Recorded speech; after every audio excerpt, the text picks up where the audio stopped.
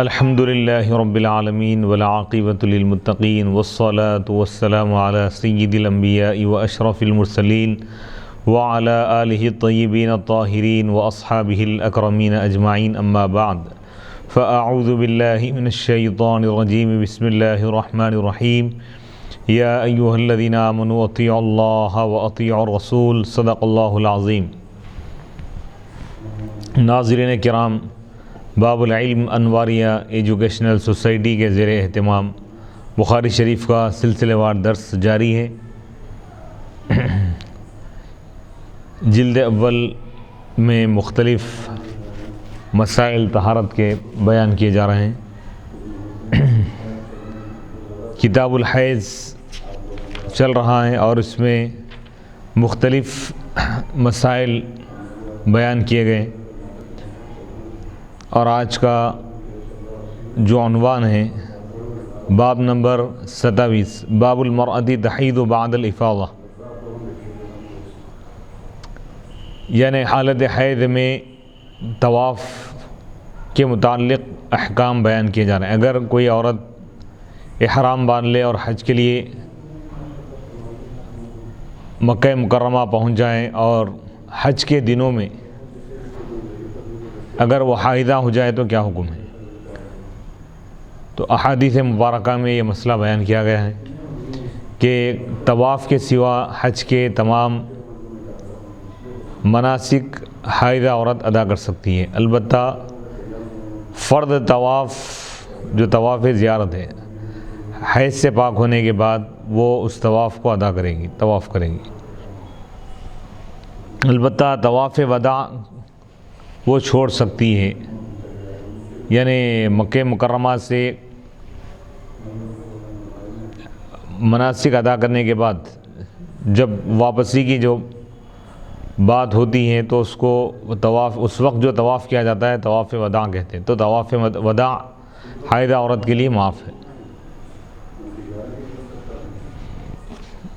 باب المرأة تحیض بعد الافاضہ، حدیث نمبر 328۔ حدثنا عبد اللہ بن یوسف قال اخبرنا مالک عن عبد اللہ بن ابی بکر بن محمد بن عمرو بن حزم عن ابیہ عن عمرة بنت عبد الرحمن عن عائشة زوج النبی صلی اللہ علیہ وسلم انہا قالت لرسول اللہ صلی اللہ علیہ وسلم یا رسول اللہ ان صفیة بنت حیی قد حاضت، قال رسول اللہ صلی اللہ علیہ وسلم لعلها تحبسنا الم تکن طافت معکن فقالوا بلا، قال فخرجی۔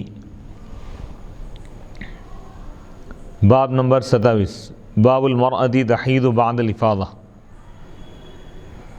یہ بیان ہے اس عورت کے متعلق جو طواف زیارت، حج میں جو طواف فرض ہے اس کو طواف زیارت کہتے ہیں، طواف زیارت کے بعد حائضہ ہو جائیں، یعنی اگر کوئی خاتون طواف زیارت ادا کرنے کے بعد اگر حائضہ ہو جائیں تو اب اس کے لیے کیا طواف وداع ضروری ہے، اس حکم کو یہاں پر بیان کیا جا رہا ہے۔ اس باب میں یہ بیان کیا گیا ہے کہ جس عورت کو طواف زیارت کے بعد حیض آ جائے اس کا کیا حکم ہے، آیا وہ طواف وداع کو ترک کر کے، چھوڑ کر قافلے کے ساتھ جا سکتی ہے یا نہیں، یعنی حالت حیض میں، کیونکہ یہ مدت ختم ہونے تک ساتھ والے جو لوگ ہیں ان کے لیے رکنا مشکل ہو جائے گا۔ کسی قافلے میں کسی ایک خاتون کو اگر حیض آ جائے اور تمام لوگ مناسک ادا کر لی تو اب یہ کیونکہ طواف وداع فرض نہیں ہے،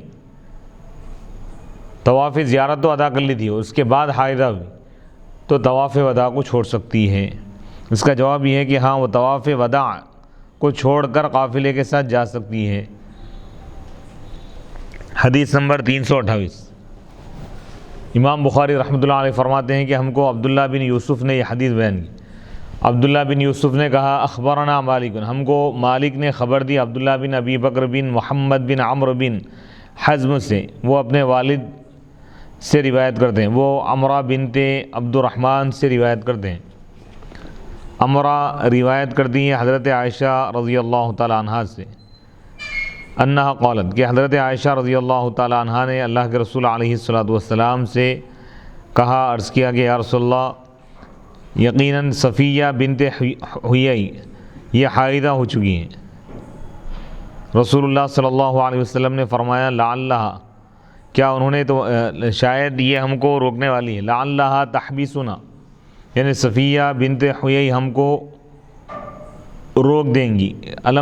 قال رسول اللہ، اللہ کے رسول علیہ الصلاۃ والسلام نے یہ فرمایا کہ لعلہا تحبسنا الم تکن طوافت معکن، کیا صفیہ بنت حیی نے تمہارے ساتھ طواف نہیں کیا، طواف زیارت؟ تو لوگوں نے کہا کیوں نہیں؟ آپ نے فرمایا پھر وہ روانہ ہو۔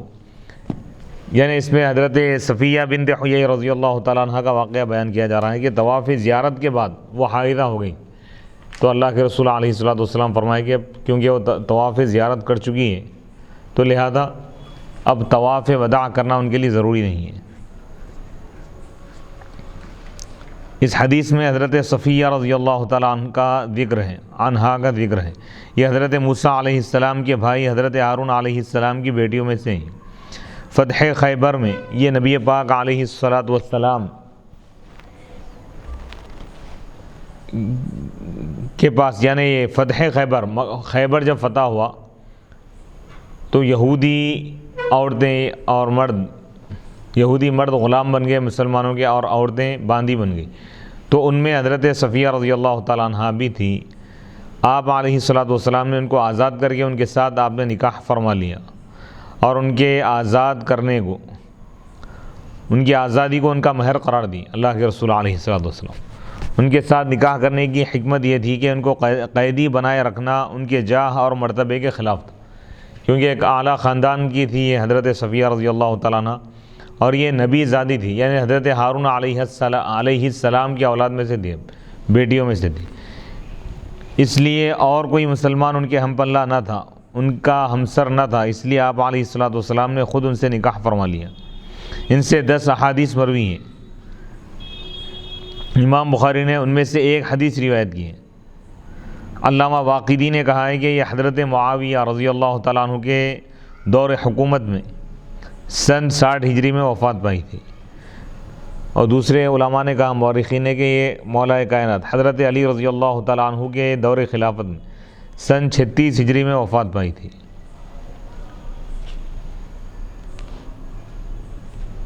اس حدیث میں یہ دلیل ہے کہ حائضہ عورت سے طواف وداع ساقط ہو جاتا ہے، یعنی معاف ہو جاتا ہے، ادا کرنا اس کے لیے ضروری نہیں ہے اگر عورت حائضہ ہو جائے تو۔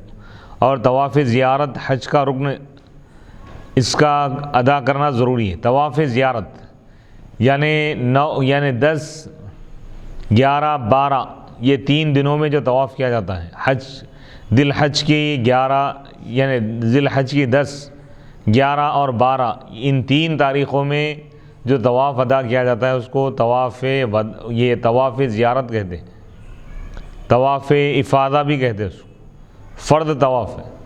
حج کے 3 فرائض ہیں، احرام باندھنا، کعبۃ اللہ یعنی احرام باندھنا، اور وقوف عرفہ کے میدان میں ٹھہرنا 9 ذی الحج کے دن، اور 10 کے دن یا 11 کے دن یا 12 کے دن، ان 3 دنوں میں سے کوئی ایک دن طواف کا ادا کرنا یہ بھی فرض ہے۔ طواف زیارت حائضہ وغیرہ سے ساقط نہیں ہوتا، یعنی معاف نہیں ہوتا ہی، اور اگر عورت طواف زیارت سے پہلے حائضہ ہو جائے تو وہ مکہ مکرمہ میں قیام کرے گی، یعنی رہے گی یہاں تک کہ وہ طواف زیارت کر لے پاک ہونے کے بعد، اور اگر وہ طواف زیارت کے کیے بغیر اپنے وطن چلی گئی تو وہ بدستور محرمہ رہے گی، یعنی احرام کی حالت میں ہی سمجھی جائیں گی، اور اس کا شوہر اس کا حالت احرام میں ہی سمجھی جائیں گی، اور اس کا شوہر اس کے ساتھ قربت حاصل نہیں کر سکتا یہاں تک کہ وہ طواف زیارت کر لے، اور باقی امور میں وہ احرام سے خارج ہو جائے گی، یعنی جب تک کہ طواف زیارت نہ کریں احرام کے احکام باقی رہیں گے۔ اور اس حدیث میں یہ دلیل بھی ہے کہ حائضہ طواف نہیں کر سکتی، حائضہ عورت طواف نہیں کر سکتی، یعنی احرام میں جو پابندیاں ہیں کہ جنسی تعلقات کا قائم کرنا حرام ہے، اور تمام جو امور ہیں اس کی تفصیلات بیان کر دی گئی ہیں۔ اور اگر حائضہ نے طواف قدوم کیا، طواف قدوم یعنی مکہ پہنچنے کے بعد جو طواف کیا جاتا ہے اس کو طواف قدوم بولتے ہیں، تو اس پر ایک بکری کی قربانی ہے۔ اگر حائضہ عورت مکہ پہنچنے کے بعد اگر طواف کر لے، طواف تو نہیں کر سکتی نا، اگر کر لے گی تو اس پر ایک بکری کی قربانی واجب ہے۔ اور اگر حائضہ نے طواف زیارت کیا یعنی فرض جو طواف ہے تو اس پر اونٹ کی قربانی واجب ہے۔ اور اسی طرح جنوبی کا حکم ہے، کوئی اگر ناپاک شخص جس پر غسل فرض ہو گیا ہے وہ غسل کیے بغیر اگر کعبۃ اللہ کا طواف کیا تو اس پر ایک اونٹ کی قربانی دینا واجب ہے۔ اور اگر کوئی شخص بے وضو طواف قدوم کیا تو اس پر صدقہ واجب ہے، صدقہ خیرات کرنا۔ اور اگر بے وضو طواف زیارت کیا فرض طواف تو اس پر بکری کی قربانی واجب ہے، بکری یا بکرا۔ اور امام شافعی کے نزدیک طواف کے لیے وضو شرط نہیں ہے، اس لیے ان کے نزدیک اس صورت میں اس پر کچھ لازم نہیں ہے۔ حدیث نمبر 329، حدثنا معل بن اسد قال حدثنا وهيب عن عبد الله بن طاووس عن ابيه عن ابن عباس قال رخص للحائض ان تنفر اذا حاضت۔ امام بخاری رحمۃ اللہ علیہ فرماتے ہیں کہ ہم کو معل بن اسد نے یہ حدیث بیان کی، انہوں نے کہا حدثنا وہیب نے ہم کو یہ حدیث بیان کی۔ وہیب عبداللہ بن طاووس سے روایت کرتے ہیں، عبداللہ بن طاووس اپنے والد طاووس سے روایت کرتے ہیں، طاووس حضرت عبداللہ بن عباس رضی اللہ تعالیٰ عنہ سے روایت کرتے ہیں۔ حضرت عبداللہ بن عباس رضی اللہ تعالیٰ عنہ نے ارشاد فرمایا رخص للحائض ان تنفر، کہ حائضہ عورت کو یہ رخصت دی گئی ہے، اجازت دی گئی ہے کہ جب اس سے حیض آ جائے تو وہ قافلے کے ساتھ روانہ ہو جائے، یعنی طواف وداع مکے سے واپسی کے وقت جو طواف کیا جاتا ہے اس کو طواف وداع کہتے ہیں۔ یعنی حج کے ارکان، حج کے مناسک ادا کرنے کے بعد جب مکے سے حجاج کرام جب واپس ہوتے ہیں تو اس وقت جو طواف کیا جاتا ہے اس کو طواف وداع، وداع کے معنی چھوڑنے کے، یعنی مکے کو چھوڑتے وقت، مکے کو الوداع کہتے وقت جو طواف کیا جاتا ہے اس کو طواف وداع کہتے ہیں۔ تو یہ طواف حائضہ عورت سے معاف ہے، اگر اس دوران یا اس کے موقع پر اس کو حیض آ جائے تو اب کیونکہ قافلے کے جانے کا وقت آ گیا ہے، تمام لوگوں اس کی وجہ سے مشقت میں پڑ جائیں گے، اس لیے اجازت دی گئی ہے کہ وہ طواف چھوڑ سکتی ہے، تمام لوگوں کو دشواری ہوں گی۔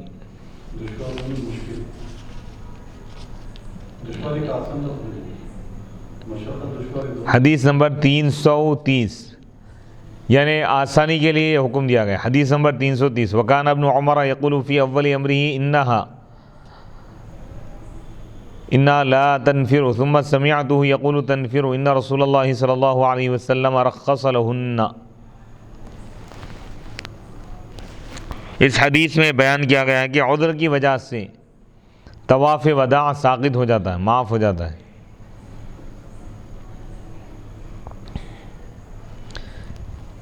طاووس روایت کرتے ہیں کہ حضرت عبداللہ بن عمر رضی اللہ تعالیٰ عنہما پہلے یہ کہتے تھے کہ حائضہ عورت طواف وداع کیے بغیر روانہ نہیں ہو سکتی، پھر میں نے ان کو یہ کہتے ہوئے سنا کہ وہ روانہ ہو سکتی ہے، بے شک اللہ کے رسول علیہ الصلوۃ والسلام نے اس کو اجازت دی ہے۔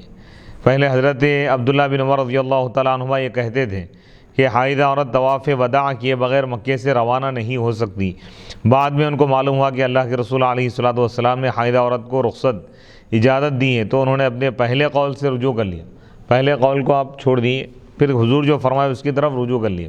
اس سے معلوم ہوا کہ حضرت عبداللہ بن عمر رضی اللہ تعالیٰ عنہما میں انانیت بالکل نہیں تھی، اور حق کے واضح ہونے کے بعد وہ رجوع کر لیتے تھے۔ یعنی پہلے ان کی ایک رائے تھی کہ حائضہ عورت رک کر طواف وداع کرے گی، لیکن جب ان کو یہ حدیث معلوم ہوئی تو وہ کہنے لگے کہ رکنے کی ضرورت نہیں ہے، وہ جا سکتی ہے طواف وداع کیے بغیر۔ تو معلوم یہ ہوا کہ اہل حق، علماء ربانیین اور اہل حق کی پہچان یہ ہے کہ حق واضح ہونے کے بعد وہ حق کو اختیار کرتے ہیں۔ اگر کسی سے کسی عقیدے میں، کسی فکر میں، کسی نظریے میں اگر غلطی ہو جائے اور اس پر حق واضح ہو گیا، اگر وہ نیک بندہ ہے تو وہ حق کو قبول کر لے،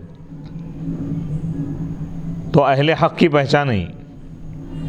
اگر کسی کا عقیدہ غلط تھا اور وہ توبہ کر لیا، رجوع کر لیا، صحیح عقیدے کو اختیار کر لیا، تو وہ علماء حق میں اور اللہ کے نیک بندوں میں اس کا شمار ہے۔ اور حق واضح ہونے کے بعد وہ رجوع کر لیتے تھے، اور خوف خدا رکھنے والے علماء کی یہی شان ہے کہ جب ان پر اپنے قول سابق کی خطا منکشف ہو جاتی، گزرے ہوئے قول یعنی پہلی جو بات ہے اس کی غلطی ان پر واضح ہو جاتی ہے تو وہ اس سے رجوع کر لیتے تھے۔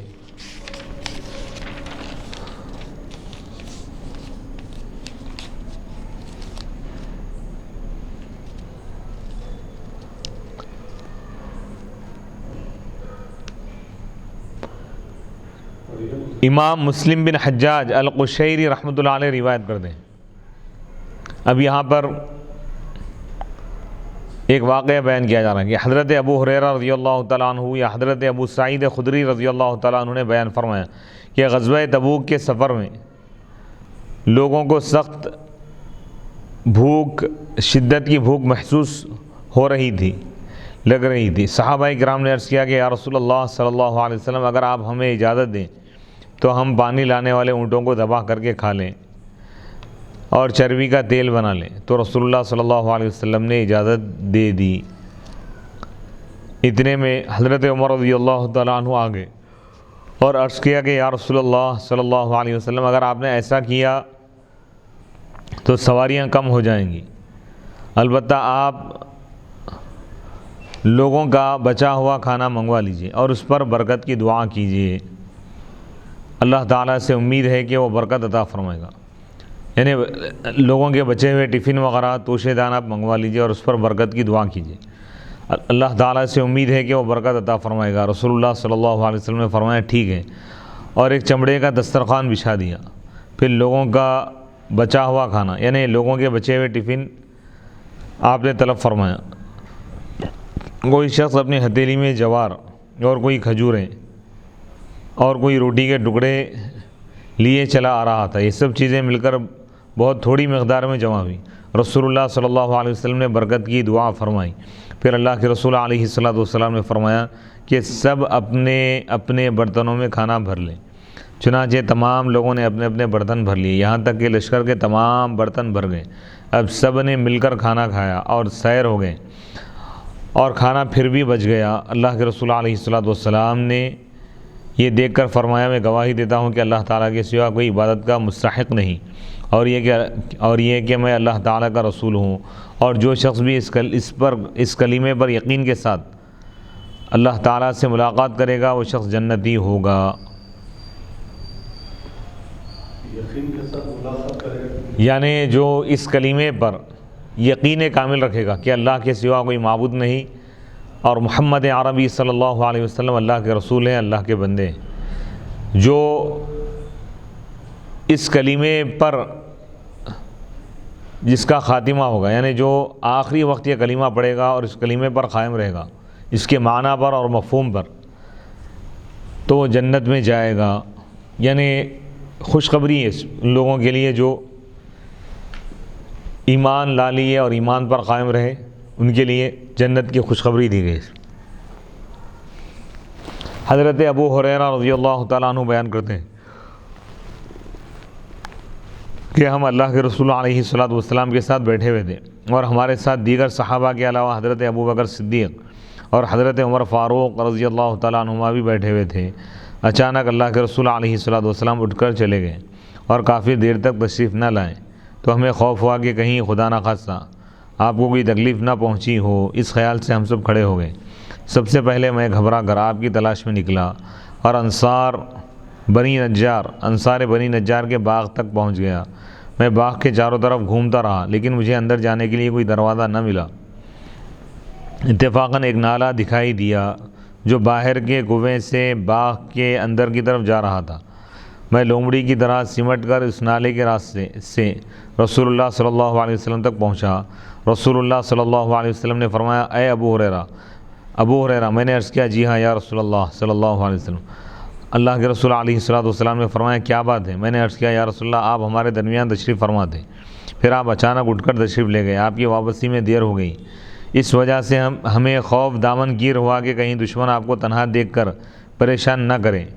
ہم سب خوف لاحق ہوا ہم کو، ہم سب گھبرا کر اٹھ کھڑے ہوئے اور سب سے پہلے میں آپ کی تلاش میں نکلا، بس میں اس باغ تک پہنچا اور لومڑی کی طرح سمٹ کر باغ کے اندر آ گیا، باقی صحابہ میرے پیچھے آ رہے ہیں۔ اللہ کے رسول علیہ الصلاۃ والسلام یعنی سکڑ کر میں باغ میں داخل ہو گیا، باقی صحابہ میرے پیچھے آ رہے ہیں۔ رسول اللہ صلی اللہ علیہ وسلم نے اپنی نالین مبارک مجھے عطا فرمائی، یعنی باغ میں داخل ہونے کا جو راستہ تھا چھوٹا تھا۔ حضرت ابو ہریرہ فرما رہے ہیں کہ لومڑی کی طرح سمٹ کر قریب ہو کر میں باغ کے اندر داخل ہو گیا، باقی صحابہ میرے پیچھے آ رہے ہیں۔ رسول اللہ صلی اللہ علیہ وسلم نے اپنی نالین مبارک مجھے عطا فرمائی اور فرمایا کہ اے ابو ہریرہ، میری یہ دونوں جوتیاں لے کر نالین لے کر چلے جاؤ، اور باغ کے باہر جو شخص تم کو کلمہ طیبہ کی دلی یقین سے شہادت دیتا ہوا ملے، یعنی گواہی دیتا ہوا ملے، اس کو جنت کی بشارت دے دو۔ یعنی جو بھی کلمہ طیبہ کی گواہی دیتا ہوا ملے صدقے دل سے، سچے دل سے، اس کو تم جنت کی بشارت دے دو۔ حضرت ابو ہریرہ رضی اللہ تعالیٰ عنہ کہتے ہیں کہ باغ کے باہر سب سے پہلے میری ملاقات حضرت عمر رضی اللہ تعالیٰ عنہ سے ہوئی۔ انہوں نے پوچھا، اے ابو ہریرہ، یہ نالین کس کے ہیں؟ یہ جوتیاں کیسی ہیں؟ یعنی یہ نالین مبارک کس کے ہیں؟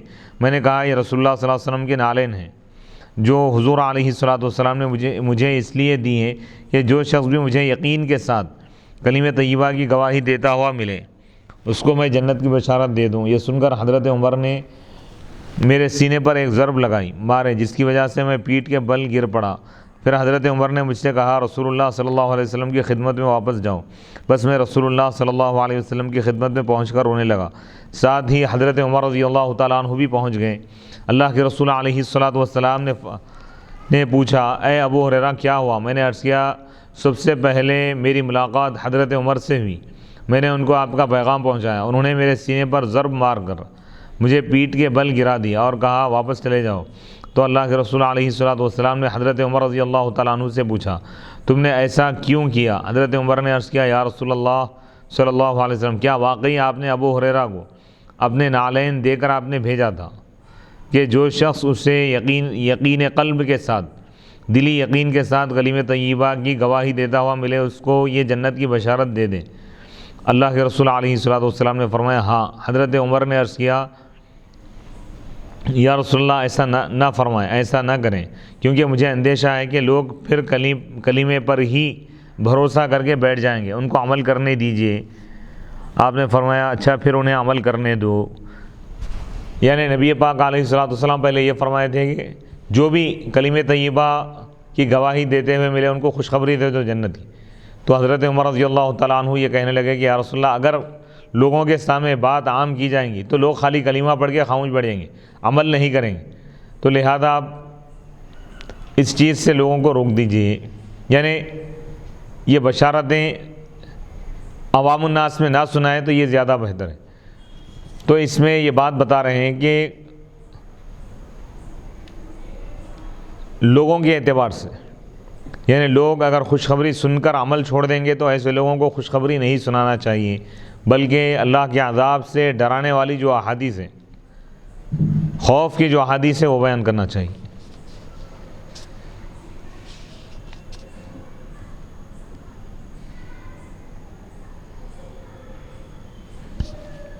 حضرت عمر رضی اللہ تعالیٰ، علامہ یحییٰ بن شرف النووی رحمۃ اللہ علیہ اس حدیث کی شرح میں فرماتے ہیں، تشریح میں، حضرت عمر نے حضرت ابو ہریرہ رضی اللہ تعالیٰ عنہ کو جو ضرب لگایا، یعنی ان کے سینے پر جو مارے جس سے وہ گر گئے، اور بعد میں رسول اللہ صلی اللہ علیہ وسلم سے عرض کیا، کیا واقعی آپ نے ابو ہریرہ کو اپنے نالین دے کر آپ نے روانہ فرمایا تھا کہ جو شخص بھی دلی یقین سے لا الہ الا اللہ کی گواہی دے اس کو جنت کی بشارت دے دو۔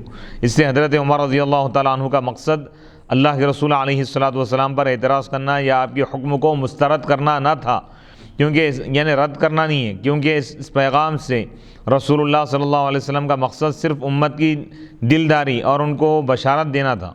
حضرت عمر کی یہ رائے تھی کہ اس بشارت کو مخفی رکھنا بہتر ہے، تاکہ ایسا نہ ہو کہ لوگ صرف کلمہ پڑھ لینے پر ہی تکیہ کر لیں، یعنی بھروسہ کر کے بیٹھ جائیں اور اعمال سے غافل ہو جائیں۔ اور جب حضرت عمر رضی اللہ تعالیٰ عنہ نے رسول اللہ صلی اللہ علیہ وسلم کے سامنے یہ رائے پیش کی تو آپ نے اس کو صحیح قرار دیا۔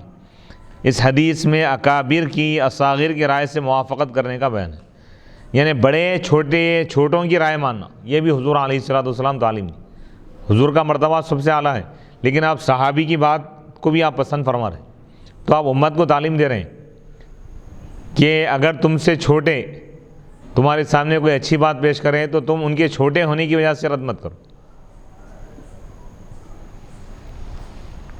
اس حدیث میں یہ بیان ہے کہ اگر اصاغر کی رائے میں کوئی مصلحت ہو تو اکابر کو ان کی رائے کی طرف رجوع کر لینا چاہیے، یعنی جس میں سب کی بھلائی ہو۔ تو اس حدیث سے معلوم یہ ہوا کہ اگر زمانہ ایسا ہے، لوگ ایسے ہیں کہ اگر خوشخبریاں سنا دی جائے تو لوگ عمل کرنا چھوڑ دیں گے، تو اس وقت ایسی جنت کی بشارتیں یا خوشخبریاں نہیں سنانا چاہیے، بلکہ اعمال کی ترغیب دینا چاہیے۔ اس دور میں جب صحابہ رسول یہ دیکھ رہے ہیں، تو آج کے دور میں بدرجہ اولا یعنی لوگوں کو اعمال کی طرف زیادہ راغب کرنے کی ضرورت ہے۔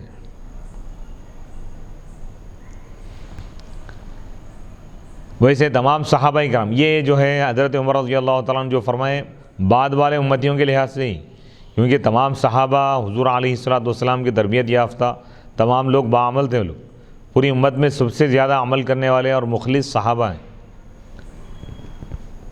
تو ان کا یہ کمال ایمان تھا ہی کہ اتنے نیکیاں کرنے کے باوجود بھی وہ اللہ کے عذاب سے ڈرتے تھے۔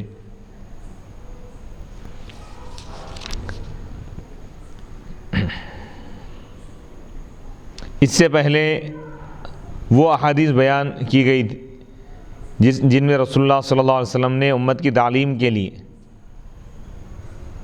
یعنی امت کو یہ تعلیم دینے کے لیے کہ حق بات جب سمجھ میں آ جائے، حق بات جب آ جائے تو اس کو قبول کر لینا چاہیے۔ جیسے حضرت عبداللہ بن عمر رضی اللہ تعالیٰ عنہ کا واقعہ بیان کیا گیا کہ عبداللہ بن عمر رضی اللہ تعالیٰ عنہ کی ابتدا میں یہ رائے تھی کہ حائضہ عورت طواف وداع بھی کرے گی، طواف وداع کے لیے رکے گی مکے میں، لیکن بعد میں ان کو یہ معلوم ہوا کہ اللہ کے رسول علیہ السلام نے طواف وداع کو حائضہ عورت کے لیے لازم قرار نہیں دیا۔ اگر فرض طواف کرنے کے بعد، طواف زیارت کے بعد عورت کو اگر حیض آ جائے تو اس کو طواف زیارت کے لیے، طواف وداع کے لیے مکے میں رکنا ضروری نہیں ہے۔ امام بخاری، امام ابو عبداللہ محمد بن اسماعیل البخاری رحمۃ اللہ علیہ فرماتے ہیں، حضرت زید بن ثابت رضی اللہ تعالیٰ عنہ بیان فرماتے ہیں کہ جب اہل یمامہ سے جنگ ہو رہی تھی تو اس وقت حضرت ابو بکر صدیق رضی اللہ تعالیٰ عنہ نے مجھے طلب فرمایا، اور حضرت عمر بن خطاب رضی اللہ تعالیٰ عنہ بھی ان کے ساتھ تھے۔ حضرت ابو بکر صدیق رضی اللہ تعالیٰ عنہ نے کہا کہ حضرت عمر رضی اللہ تعالیٰ عنہ میرے پاس آئے، اور انہوں نے کہا کہ جنگ یمامہ میں بہت سے قرآن کے قاری حفاظ شہید ہو گئے ہیں، اور مجھے یہ خطرہ ہے کہ اگر اسی طرح قرآن کے قاری شہید ہوتے رہے تو ہمارے پاس سے بہت سا قرآن جاتا رہے گا، یعنی قرآن ضائع ہو جائے گا۔ اور میری یہ رائے ہے، میری رائے یہ ہے کہ آپ قرآن مجید کو جمع کرنے کا حکم دیں۔ میں نے حضرت عمر سے کہا کہ آپ اس کام کو کیسے کریں گے، اس کام کو جس کو اللہ کے رسول علیہ السلام نے نہیں کیا۔ حضرت عمر نے کہا اللہ کی قسم اس کام میں خیر ہے۔ پھر حضرت عمر رضی اللہ تعالیٰ عنہ مجھے مسلسل یہ مشورہ دیتے رہے، حتیٰ کہ اللہ تعالیٰ نے میرا سینہ بھی اس کام کے لیے کھول دیا، اور میں نے دیکھا کہ حضرت عمر کی رائے درست ہے۔ اسی طرح حضرت عمر نے حضرت علی رضی اللہ تعالیٰ عنہ کی رائے کی طرف رجوع فرما لیا۔ تو اس میں یہ بتا رہے ہیں کہ صحابہ کرام، بڑے بڑے صحابہ کرام، اگر ان سے کوئی خطا ہو جاتی، کوئی دوسروں کی بات بہتر دکھتی تو ان کی طرف وہ رجوع کر لیتے تھے۔ جیسے صدیق اکبر رضی اللہ تعالیٰ عنہ، حضور کے دور میں قرآن جمع نہیں کیا گیا تھا، زبانی یاد تھا صحابہ کرام، تو حضرت ابوبکر صدیق رضی اللہ تعالیٰ عنہ کے دور میں ایک جنگ میں 700 حفاظ صحابہ شہید ہو گئے۔ تو حضرت عمر رضی اللہ تعالیٰ عنہ حضرت ابوبکر صدیق کے پاس آئے اور کہنے لگے کہ قرآن کو جمع کرنے کے لیے آپ ایک کمیٹی بنا دو آپ، اور یہ کام کو شروع کرو۔ تو آپ نے کہا کہ یہ وہ کام ہے جو اللہ کے رسول علیہ السلام نے نہیں فرمایا۔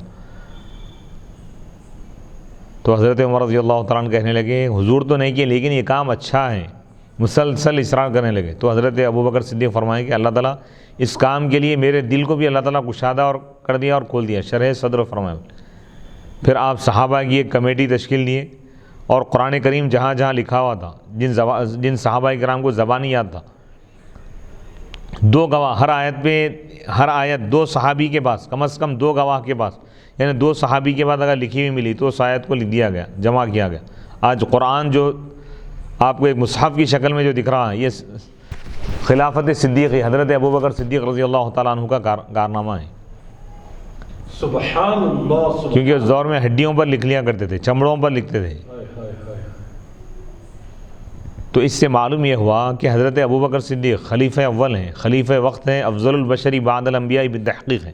لیکن اس کے باوجود حضرت عمر جب رائے دی اور وہ رائے آپ کو مناسب معلوم ہوئی تو آپ فوراً قبول کر لیں. یہ نہیں سوچے کہ یہ تو میرے سے چھوٹے ہیں درجے میں، یہ نہیں دیکھ. تو یہ حضور علیہ السلام کی تربیت کا اثر ہے کہ حضور صحابہ کی ایسی تربیت فرمائیں، اہل بیت کی ایسی تربیت فرمائیں کہ حق اگر آ جائے تو وہ حق کو فوراً قبول کر لیں. بے شک حق حق حق. اس میں دوسری بات یہ معلوم ہو رہی ہے کہ صحابہ ایک مزاج دے رہے ہیں. جیسا بعض لوگ یہ بولتے ہیں بھائی حضور نہیں کرے ہم کیسا کرنا. نیک کاموں میں کوئی نیا کام ہے اگر اچھا ہے تو یہ مت دیکھو کہ حضور علیہ السلام کے دور میں ہوا یا نہیں ہوا. اچھا کام ہر دور میں اچھا ہے. سبحان اللہ، کیا بات ہے. اور برا کام ہر دور میں برا ہے. بے شک. زمانہ اور شخصیات کو دیکھنے کا حکم نہیں دیا گیا. قرآن اور حدیث، حضور علیہ السلام کے احادیث مبارکہ، سنتیں، خلفائے راشدین کا طریقہ. اگر اصول سے کوئی کام ٹکرا رہا ہے، ایسا نیا کام ہے جو قرآن و حدیث کے خلاف ہے تو وہ غلط ہے. نیا کام ہے لیکن قرآن و حدیث کے خلاف نہیں ہے وہ، اور وہ اچھا ہے، اس میں خیر ہے، خوبی ہے، تو وہ جائز ہے. جیسے مساجد کی تعمیر ہے. آج کل جو مساجد بنائے جا رہے ہیں اس طرز کی تعمیر تو اس دور میں نہیں تھی. کیا اس کو ناجائز کہا جائے گا؟ مدارس کا قیام ہے. اور انٹرنیٹ کے ذریعے، آن لائن اور ویڈیو ریکارڈنگ کے ذریعے قرآن و حدیث، تفسیر، حدیث، فقہ، اسلامی علوم کی اشاعت، اگرچہ کہ یہ اس دور میں نہیں تھی لیکن یہ اس دور کا تقاضا ہے، تو یہ بھی قرآن و حدیث کے عین مطابق. جیسے خلافت صدیقی میں قرآن کو ایک جگہ جمع کیا گیا، تدوین قرآن کا عمل انجام دیا گیا.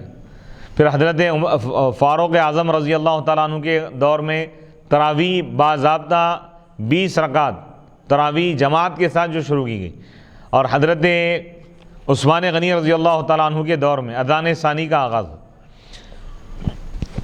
تو اس سے معلوم یہ ہوا کہ ہر نیا کام بدعت نہیں ہے. بے شک. وہ نیا کام بدعت ہے جو قرآن و حدیث اور صحابہ کے طریقے کے خلاف، خلفائے راشدین کے طریقے کے خلاف. ہاں وہ نیا کام جو قرآن و حدیث کے موافق اگر ہو اور صحابہ کے طریقے کے موافق ہیں تو وہ جائز ہے. اسی طرح حضرت عمر رضی اللہ تعالیٰ عنہ نے حضرت علی رضی اللہ تعالیٰ عنہ کی رائے کی طرف رجوع فرما لیا. سعید بن مسیب رحمۃ اللہ علیہ بیان کرتے ہیں کہ حضرت عمر رضی اللہ تعالیٰ عنہ یہ کہتے تھے کہ میں اس مسئلے سے اللہ کی پناہ چاہتا ہوں جس کے مشورے میں حضرت علی نہ ہو. انہوں نے کہا ایک مجنونہ عورت کے ہاں 6 مہینے کے بعد بچہ پیدا ہو گیا. حضرت عمر نے اس کو رجم کرنے کا ارادہ کیا تو حضرت علی نے ان سے کہا، قرآن مجید میں وَحَمْلُهُ وَفِصَالُهُ 30 شَهْرًا، یعنی وضع حمل کی مدت 6 ماہ بھی ہوتی ہے.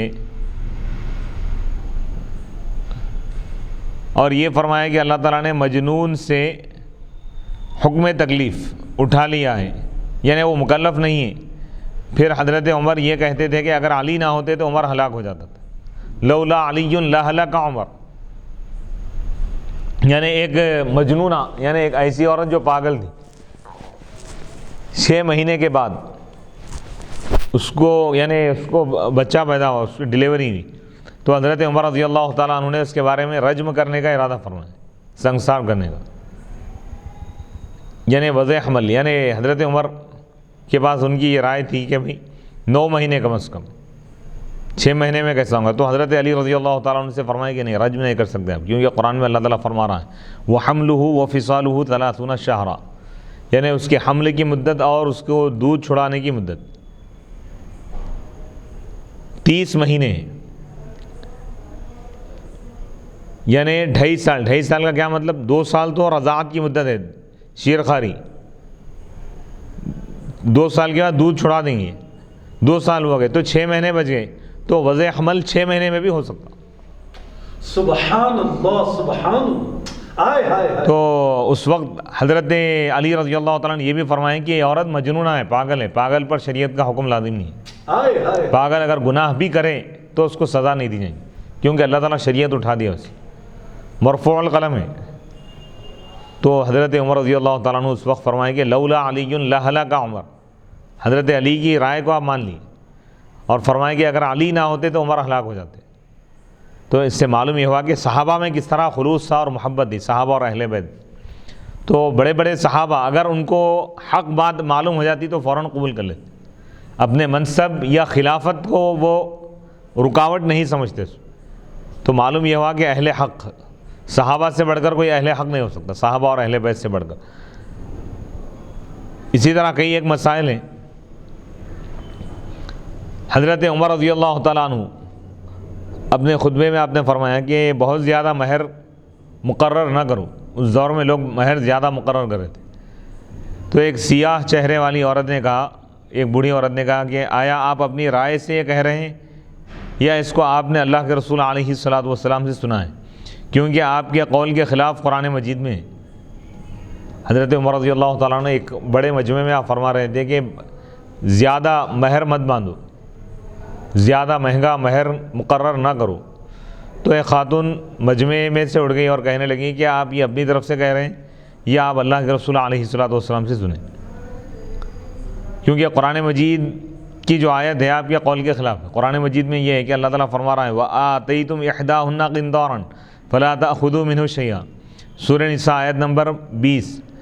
اور جب تم ان خواتین، ان بیویوں میں سے کسی ایک کو بہت زیادہ مال دیے ہو تو تم اس سے کچھ بھی مت لو، یعنی اگر تم اپنی بیویوں کو چھوڑنا چاہتے ہو اور بہت زیادہ مال دے دیے، یعنی مہر کی صورت میں، قنطار مال کثیر کو بولتے بہت زیادہ دولت، تو تم اس میں سے کچھ بھی واپس مت لو۔ اللہ تعالیٰ اس آیت میں بتا رہا ہے کہ اگر تم کسی عورت سے نکاح کی اور اس کو مہر میں بہت زیادہ مال دے دی اور تم پھر اس کو چھوڑ دینا چاہ رہے تو تم اس میں سے 1 روپیہ بھی واپس مت لو، بلکہ اللہ تعالیٰ فرما رہا، کیونکہ جب نکاح توڑ رہا ہے تو انسان یہ چاہیں گا کہ بھائی مہر بھی واپس لے لو، تو اللہ تعالیٰ فرما نہیں، تو وہاں پہ قنطار کا لفظ ہے۔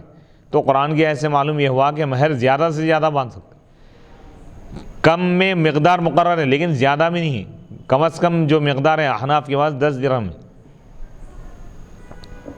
زیادہ کی کوئی حد نہیں ہے۔ 50,000 بھی باندھ سکتے، 1 لاکھ بھی، 2 لاکھ بھی، 4 لاکھ، 5 لاکھ، 6 لاکھ، 50 لاکھ بھی باندھ سکتے، ادا کرنے والے کی استطاعت پر ہے۔ اور تم اپنے ازواج میں سے کسی کو ڈھیروں مال دے چکے ہو تو بھی اس میں سے کچھ واپس نہ لو۔ یہ جواب سن کر حضرت عمر رضی اللہ تعالیٰ عنہ حیران رہ گئے اور کہا کہ ہر شخص کو عمر سے زیادہ علم ہے، حتیٰ کہ گھروں میں رہنے والی عورتوں کو بھی عمر سے زیادہ علم ہے۔ آپ رجوع کر لیا فوراً۔ اسی طرح بعض دیگر صحابہ نے بھی ایک دوسرے کے قول کی طرف رجوع کیا ہے، انہیں ایک دوسرے کی بات کو مان لی، حق جب واضح ہو گیا تو حق کو مان لیا، لوگ اپنی رائے سے رجوع کر لی۔ یہ صحابہ کا طریقہ رہا۔ امام بخاری رحمۃ اللہ علیہ اپنی سند کے ساتھ روایت کرتے ہیں، عن عکرمۃ ان اہل المدینہ سألوا ابن عباس عن امرأة طافت ثم حاضت قال لهم تنفروا قالوا لا نأخذ بقولك وندع قول زید قال اذا قدمتم المدینہ فاسألوا فقدموا المدینہ فكان في من سألوا ام سلیم فذكرت حدیث صفیہ۔ عکرمہ بیان کرتے ہیں کہ اہل مدینہ نے حضرت عبداللہ بن عباس رضی اللہ تعالیٰ عنہما سے یہ سوال کیا کہ جس عورت نے طواف زیارت کر لیا ہو پھر اس کو حیض آ جائے تو آیا وہ طواف وداع کیے بغیر واپس جا سکتی ہے؟ کیا وہ جا سکتی ہے واپس طواف وداع کیے بغیر؟ تو حضرت عبداللہ بن عباس رضی اللہ تعالیٰ عنہما نے فرمایا کہ جا سکتی ہے۔ اہل مدینہ نے کہا ہم آپ کے قول کی وجہ سے حضرت زید بن ثابت رضی اللہ تعالیٰ عنہ کے قول کو ترک نہیں کریں گے، نہیں چھوڑیں گے۔ حضرت زید کہتے تھے کہ وہ طواف وداع کیے بغیر نہیں جا سکتی۔ حضرت عبداللہ بن عباس رضی اللہ تعالیٰ عنہ نے فرمایا تم مدینہ جاؤ تو اس مسئلے کی تحقیق کر لینا۔ جب وہ مدینہ گئے تو انہوں نے اس کی تحقیق کی اور حضرت ام سلیم رضی اللہ تعالیٰ عنہ سے بھی پوچھا تو انہوں نے حضرت صفیہ کی رضی اللہ تعالیٰ عنہ کی حدیث بیان کی کہ ایسی صورت میں رسول اللہ صلی اللہ علیہ وسلم نے حضرت صفیہ کو طواف وداع کیے بغیر جانے کی اجازت دی تھی۔ جب اہل مدینہ کو حضرت صفیہ رضی اللہ تعالیٰ عنہ کی حدیث مل گئی تو انہوں نے حضرت عبداللہ بن عباس رضی اللہ تعالیٰ عنہما کے پاس جا کر حق کا اعتراف کر لیا، حق کو مان لیا۔ علامہ ابن حجر عسقلانی رحمۃ اللہ علیہ فرماتے ہیں کہ پھر اہل مدینہ حضرت عبداللہ بن عباس رضی اللہ تعالیٰ عنہما کے پاس گئے اور کہا جس طرح آپ نے ہمیں حدیث سنائی تھی ہمیں اسی طرح حدیث مل گئی ہے۔ اور حضرت زید بن ثابت کو جب یہ حدیث مل گئی تو انہوں نے بھی رجوع فرما لیا۔ حضرت زید بن ثابت یہ بھی صحابی ہیں۔ حضرت زید بن ثابت رضی اللہ تعالیٰ عنہ کا نظریہ، ان کی رائے یہ تھی کہ اگر طواف زیارت کے بعد کوئی عورت حائضہ ہو جائے تو وہ طواف وداع کیے بغیر مکے کو نہیں چھوڑ سکتی، مکے میں رہیں گی، وہ طواف وداع کیے بغیر نہیں جا سکتی۔ لیکن جب بعد میں ان کو یہ حدیث معلوم ہوئی کہ نبی پاک علیہ الصلوۃ والسلام نے حضرت صفیہ رضی اللہ تعالیٰ عنہ کو طواف وداع کیے بغیر مکے سے روانہ ہونے کی آپ اجازت دی، تو جب یہ حدیث معلوم ہوئی تو حضرت زید رضی اللہ تعالیٰ عنہ بھی اپنی رائے کو بدل دیے اور اللہ کے رسول علیہ الصلوۃ والسلام نے جو فرمایا آپ نے اس کو قبول فرما لیا۔ اکرمہ بیان کرتے ہیں کہ پھر حضرت زید بن ثابت رضی اللہ تعالیٰ عنہ نے رجوع کر لیا اور حضرت عبداللہ بن عباس رضی اللہ تعالیٰ عنہ سے فرمایا مجھے یقین ہے کہ آپ نے سچ کے سوا اور کچھ نہیں کہا۔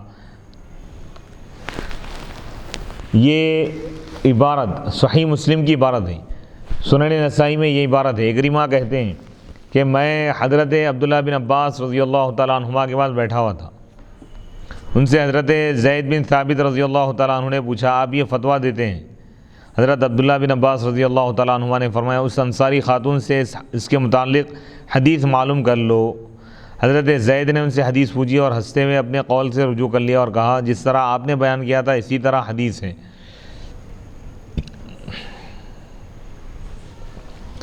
امام اعظم ابو حنیفہ رحمۃ اللہ علیہ نے کئی مسائل میں اپنے شاگردوں کے قول کی طرف آپ نے رجوع کیا ہے۔ امام مالک نے کئی اقوال میں رجوع فرمایا ہے اور امام احمد اور امام شافعی کے ہر مسئلے میں 2 قول ہیں، یعنی انہوں نے بعد والے قول میں اپنے پہلے قول سے رجوع کر لیا۔ علامہ ابن عابدین شامی رحمۃ اللہ علیہ فرماتے ہیں کہ اللہ تعالیٰ نے اپنی کتاب عزیز کے سوا کسی کتاب کے لیے عصمت کو مقدر نہیں فرمایا یا کسی اور کتاب پر کی یعنی عصمت پر راضی نہیں ہے، یہ صرف اسی کتاب کی شان ہے جس کے حق میں اللہ تعالیٰ فرمایا لا یأتیہ الباطل من بین یدیہ ولا من خلفہ۔ اس کتاب میں باطل سامنے سے آ سکتا ہے نہ پیچھے سے آ سکتا ہے، یعنی قرآن کے قریب باطل نہیں آ سکتا۔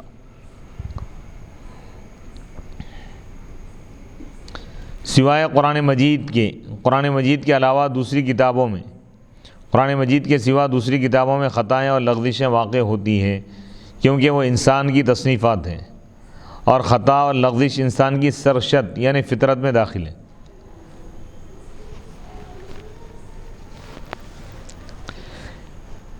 امام اعظم ابو حنیفہ رحمۃ اللہ علیہ نے بعض مسائل میں اپنے شاگردوں امام ابو یوسف اور امام محمد کے اقوال کی طرف رجوع فرما لیا ہے۔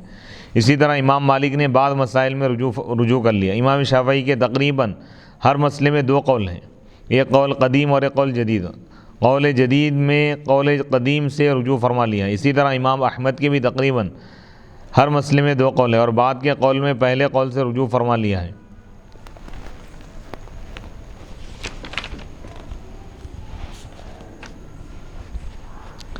باب نمبر 28 باب اذا رأت المستحاضة والطہرا، یعنی یہ بیان ہے اس حکم کا جب کوئی مستحاضہ عورت، استحاضے والی عورت طہر کو دیکھ لے۔ یہ باب اس کے بیان میں ہے کہ جب مستحاضہ طہر کو دیکھ لے یعنی جب اس کا خون ختم ہو جائے، منقطع ہو جائے، تو وہ غسل کر کے نماز پڑھ لے، خواہ اس کا طہر 1 ساعت کا ہو، 1 لمحے کا ہو۔ اس کی دلیل حضرت عبداللہ بن عباس رضی اللہ تعالیٰ عنہما کی یہ اثر ہے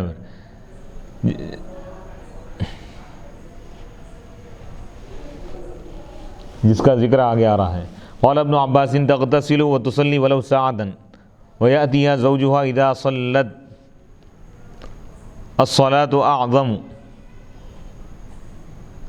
حضرت عبداللہ بن عباس رضی اللہ تعالیٰ عنہما نے کہا مستحاضہ غسل کرے اور نماز پڑھے، خواہ 1 ساعت کے لیے حیض منقطع ہوا ہو، اور جب وہ نماز پڑھ لے تو اس کا خاوند اس سے مباشرت کرے۔ نماز اعظم ہے۔ علامہ ابن حجر رحمۃ اللہ علیہ اس کی شرح میں لکھتے ہیں جب مستحاضہ کے لیے، یعنی یہ جو عنوان ہے باب اذا رأت المستحاضۃ والطہرہ، یعنی جب مستحاضہ کے لیے رکا خون حیض کے خون سے متمیز ہو جائے، الگ ہو جائے، تو استحاضہ کے زمانے کو طہر کہا جائے گا، کیونکہ حیض کے زمانے کے بنسبت طہر ہے، اور یہ بھی احتمال ہے کہ اس سے خون کے انقطاع کا ارادہ کیا جائے، یعنی ختم ہونے کا، اور پہلے معنی عبارت کے زیادہ موافق ہے، یعنی حیض کا خون ختم ہو جائے، رک جائے، اور استحاضہ کا آ جائے، تو استحاضہ کیونکہ یہ طہر میں شمار ہوں گے، طہر کے احکام اس پر لازم ہوں گے۔ علامہ بدر الدین عینی رحمۃ اللہ علیہ ابن حجر کا رد کرتے ہوئے فرماتے ہیں اس عبارت میں کئی خدشات ہیں۔ یہ عبارت اس پر دلالت کرتی ہے کہ مستحاضہ کا خون دائماً جاری ہو، لیکن وہ حیض کے خون میں اور رگ کے خون میں تمیز کر سکتی ہو، جبکہ اس عنوان کے معنی ہے مستحاضہ طہور کو دیکھے، اور طہور اس وقت ہوگا جب خون منقطع ہو جائے، اور اس قائل نے کہا کہ اس کا خون مستمر ہو تو پھر یہ طہور کیسے ہوگا؟ اس نے استحاضہ کے خون کو مجازاً طہور کہا ہے، اور بغیر ضرورت کی کسی عبارت کو مجاز پر محمول نہیں کیا جاتا۔ اس نے کہا یہ معنی عبارت کے سیاق کے زیادہ موافق ہیں، یہ کہنا بھی غلط ہے، بلکہ سیاق عبارت کے موافق یہ ہے کہ وہ طہور کو دیکھے، یعنی اس کا خون منقطع ہو جائے، یعنی اس میں بتا رہے ہیں کہ استحاضے کا خون جب ختم ہو جائے اور وہ طہور کو دیکھ لیں تو اس پر اب نماز بھی فرض ہو جائیں گی، تمام احکام کہ وہ غسل کر لیں گی اور اس کے بعد نماز ادا کرے گی۔ حضرت عبداللہ بن عباس رضی اللہ تعالیٰ عنہما نے فرمایا کہ مستحاضہ غسل کرے اور نماز پڑھے، خواہ 1 ساعت کے لیے حیض منقطع ہوا ہو، اور جب وہ نماز پڑھ لے تو اس کا خاوند اس سے مباشرت کرے۔ نماز اعظم ہے۔ اس اثر کی اصل عبارت یہ ہے۔ انس بن سیرین بیان کرتے ہیں کہ آل انس کی ایک عورت کو استحاضہ آ گیا، انہوں نے مجھے حکم دیا کہ میں حضرت عبداللہ بن عباس رضی اللہ تعالیٰ عنہما سے سوال کروں۔ حضرت عبداللہ بن عباس رضی اللہ تعالیٰ عنہما نے فرمایا جب تک وہ خون کی جولانی دیکھ رہی ہے تو نماز نہ پڑھیں، اور جب وہ طہور کو دیکھے خواہ وہ دن کی 1 ساعت میں وہ غسل کر کے نماز پڑھیں، یعنی استحاضہ کی حالت میں نماز معاف نہیں ہے، نماز پڑھنا ہے۔ حیض کی حالت میں، نفاس کی حالت میں نماز معاف ہے، لیکن استحاضہ کی حالت میں نماز معاف نہیں ہے، بلکہ وہ ہر نماز کے لیے، یعنی ہر نماز کے وقت میں جب نماز کا وقت شروع ہو تو وہ وضو کر لے اور نماز ادا کرے۔ حدیث نمبر 331 حدثنا احمد بن یونس عن زہیر قال حدثنا ہشام عن عروۃ عن عائشہ قالت قال النبی صلی اللہ علیہ وسلم اذا اقبلت الحیضۃ فدعی الصلاۃ وَإِذَا أَدْبَرَتْ فَاغْسِلِي عَنْكِ الدَّمَ وَصَلِّي۔ امام بخاری رحمۃ اللہ علیہ فرماتے ہیں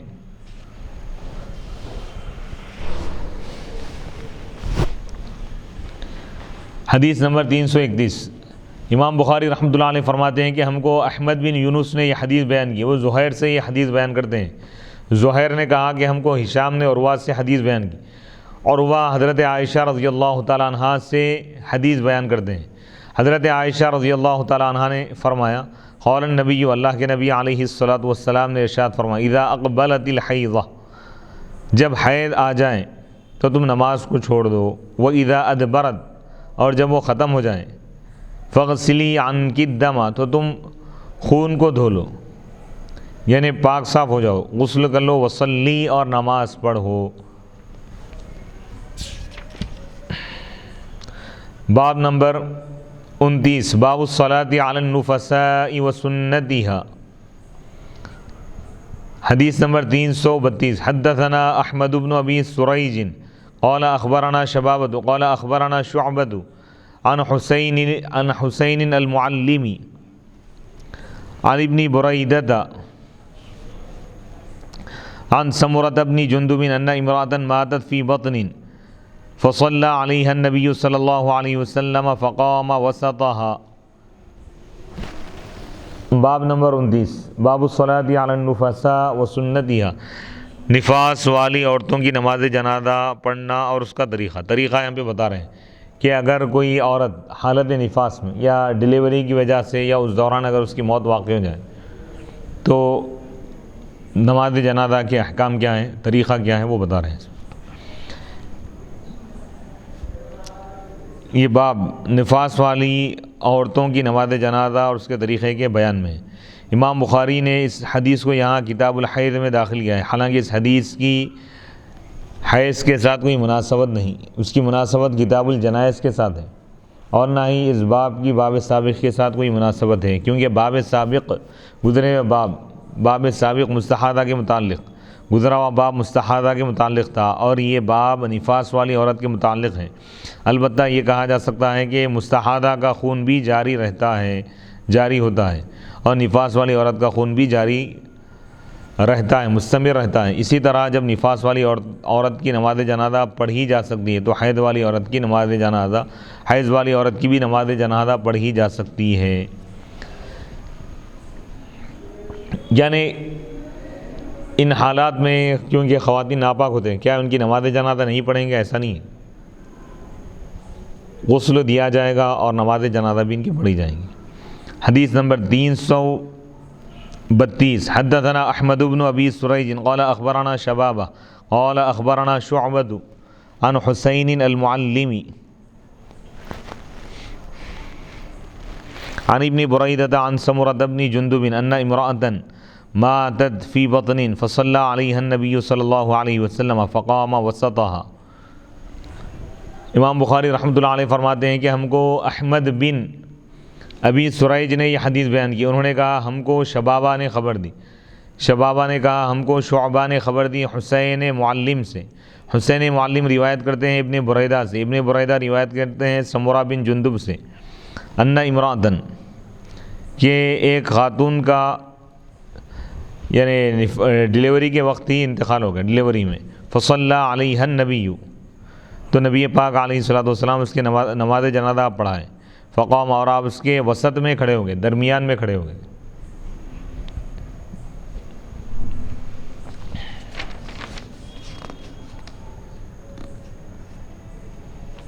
اب یہاں پر یہ مسئلہ بتا رہے ہیں کہ حدیث میں ایک خاتون کا ذکر کیا گیا جس کا انتقال ہو گیا تھا ڈلیوری کے دوران، تو اس خاتون کا نام کیا ہے، اس کی تفصیلات، اور نماز جنازہ پڑھاتے ہوئے امام کس جگہ ٹھہرنا چاہیے،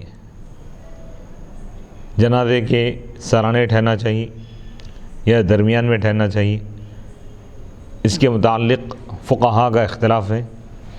علامہ بدر الدین عینی رحمۃ اللہ علیہ فرماتے ہیں اس حدیث میں یہ بات ذکر کی گئی کہ ایک عورت زچگی میں یعنی ولادت ڈلیوری کے دوران فوت ہو گئی۔ امام مسلم نے اپنی روایت میں ان کا نام ام کعب ذکر کیا ہے۔ اس حدیث کے معنی ہے وہ پیٹ کے کسی مرض کے سبب سے فوت ہو گئی، اور علامہ ابن اثیر نے کہا ہے کہ وہ نفاس میں فوت ہو گئی۔ علامہ کرمانی نے کہا ہے کہ وہ ولادت کے سبب یعنی ڈلیوری کے سبب یعنی زچگی میں فوت ہو گئی۔ علامہ خطابی نے کہا ہے کہ نماز جنازہ میں امام کے کھڑے ہونے کی جگہ کے بارے میں اختلاف ہے۔ امام احمد نے کہا ہے کہ عورت کے وسط کے مقابل کھڑا ہو، یعنی اگر عورت کا جنازہ ہے تو بیچ میں کھڑے ہو کر امام نماز پڑھائے گا، درمیان میں، سینٹر میں، اور مرد کے سینے کے مقابل، اگر مرد کا جنازہ اگر ہے تو اس کے سینے کے مقابل میں کھڑا ہو کر نماز پڑھائے گا، اور فقہاء احناف نے کہا ہے کہ دونوں کے سینے کے مقابل کھڑا ہو۔ علامہ عبداللہ بن احمد بن قدامہ حنبلی نے کہا ہے کہ ہمارے مذہب میں اس میں کوئی اختلاف نہیں ہے، کہ سنت یہ ہے کہ نماز جنازہ میں امام مرد کے سینے اور کندھوں کے پاس کھڑا ہو اور عورت کے درمیان میں کھڑا ہو، اور حرب نے امام احمد بن حنبل سے امام اعظم ابو حنیفہ رحمۃ اللہ علیہ کے قول کے مثل روایت کیا ہے، یعنی ویسا ہی قول المبسوط میں ذکر کیا گیا ہے کہ نماز جنازہ میں امام کے بہترین کھڑے ہونے کی جگہ سینے کے بالمقابل میں ہے، یعنی سینے کے مقابل میں کھڑا ہو۔ جوامع الفقہ میں یہ بات ذکر کی گئی ہے، یہی مختار یعنی پسندیدہ بات ہے۔ امام طحاوی نے بھی اسی کو اختیار کیا ہے، اور الحسن نے امام اعظم ابو حنیفہ رحمۃ اللہ علیہ سے، یعنی حسن بن زیاد نے امام اعظم ابو حنیفہ رحمۃ اللہ علیہ سے روایت کی ہے کہ عورت کے وسط کے مقابل کھڑا ہو، درمیان میں کھڑا ہو. یہی ابن ابی لیلہ اور امام نخعی کا قول ہے. البدائع میں مذکور ہیں، یہ بات بیان کی گئی ہے کہ سینہ ہی وسط ہے، درمیانی حصہ ہے، کیونکہ سینے کے اوپر دونوں ہاتھ اور سر ہیں اور اس کے نیچے پیٹ اور ٹانگیں ہیں. التحفہ اور المفید میں مذکور ہیں. ہمارے اصحاب کی مشہور روایت اور کتاب الاصل وغیرہ میں یہ مذکور ہے کہ مرد اور عورت کے سینے کے بالکل مقابل کھڑا ہو. اور حسن بن زیاد سے روایت ہے کہ دونوں کے وسط کے مقابل کھڑا ہو مگر عورت کے سر کے زیادہ قریب ہو. اور امام ابو یوسف سے روایت ہے کہ عورت کے وسط کے مقابل کھڑا ہو اور مرد کے سر کے مقابل. المفید میں مذکور ہیں، ذکر کیا گیا ہے کہ ظاہر الروایہ میں ہے کہ دونوں کے سینے کے بالمقابل کھڑا ہو. امام مالک نے کہا ہے کہ مرد کے وسط کے مقابل کھڑا ہو اور عورت کے کندھوں کے بالکل بالمقابل کھڑا ہو. فقہائے شافعیہ نے کہا ہے کہ سینے کے بالمقابل کھڑا ہو. بابن، امام بخاری نے اس باب کا عنوان قائم نہیں کیا، اور جب وہ عنوان قائم نہ کریں تو وہ باب سابق کے ساتھ لاحق اور اس کا تتمہ ہوتا ہے. یعنی صرف باب کہے اور عنوان قائم نہ کریں تو اس کا مطلب یہ ہوتا ہے کہ گزرے ہوئے باب کی ہی تفصیل، تشریح اور توضیح، اسی کی تلخیص، اسی کی تتمیم، اسی کی تکمیل، اسی کی تشریح، اسی کی توضیح امام بخاری رحمۃ اللہ علیہ اس میں کرنا چاہتے ہیں.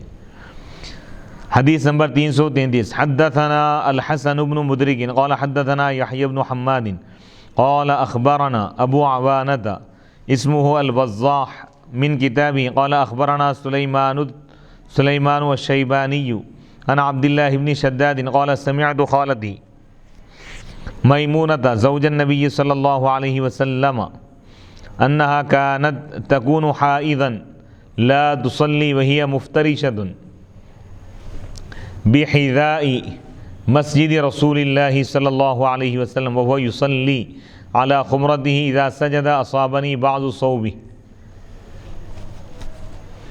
امام بخاری رحمۃ اللہ علیہ فرماتے ہیں کہ ہم کو حسن بن مدرک نے یہ حدیث بیان کی. انہوں نے کہا یحییٰ بن حماد نے ہم کو یہ حدیث بیان کی. انہوں نے کہا ابو عوانہ نے ہم کو خبر دی. ابو عوانہ کا نام ہے وضاح.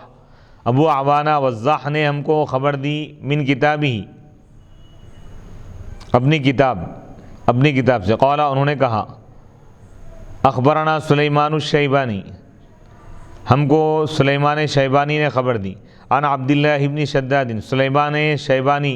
سلیمان شیبانی روایت کرتے ہیں عبداللہ بن شداد سے. عبداللہ بن شداد نے کہا سمعت خالتی، میں اپنے خالہ حضرت میمونہ رضی اللہ تعالیٰ عنہ جو نبی پاک علیہ الصلاۃ والسلام کے زوجہ محترمہ ہیں کو یہ کہتے ہوئے سنا انہا کانت تکون حائضا لا تصلی، کہ جب وہ حائضہ ہوتی تھی تو نماز نہیں پڑھتی تھی اور وہ رسول اللہ صلی اللہ علیہ وسلم کے سجدہ گاہ کے سامنے، سجدہ گاہ یعنی حضور کے سجدے کی جگہ کے سامنے لیٹی ہوئی ہوتی تھی اور آپ اپنے مصلی پر نماز پڑھ رہے تھے. اور جب آپ سجدہ کرتے تو آپ کے کپڑے کا کچھ حصہ مجھے لگتا. حضرت میمونہ رضی اللہ تعالیٰ عنہ فرما رہی ہیں کہ حضور علیہ الصلاۃ والسلام جب نماز پڑھتے، حضرت میمونہ رضی اللہ تعالیٰ عنہ حضور کی سجدے کی جگہ پہ، کیونکہ حجرہ مبارکہ چھوٹا تھا، سجدے کی جگہ پر آپ لیٹی ہوئی رہتی تھی. کیا مطلب؟ یعنی سجدے، آپ کے پیر حضور کے سجدے کی جگہ پہ ہوتے تھے. جب حضور سجدہ کرنا چاہتے تو آپ پیر قریب کر لیتے. تو جب حضور نماز پڑھتے تو حضور کے لباس کا کچھ حصہ یعنی جبہ مبارکہ ان کے جسم کو لگتا تھا، یہ بولنا چاہتے. تو اس میں امام بخاری رحمۃ اللہ علیہ بتانا چاہتے ہیں کہ حائضہ عورت کے جسم سے اگر کپڑا ٹچ ہو جائے یا انسان کا ہاتھ ٹچ ہو جائے تو وہ ناپاک نہیں ہوگا، یہ بتانا چاہ رہے ہیں.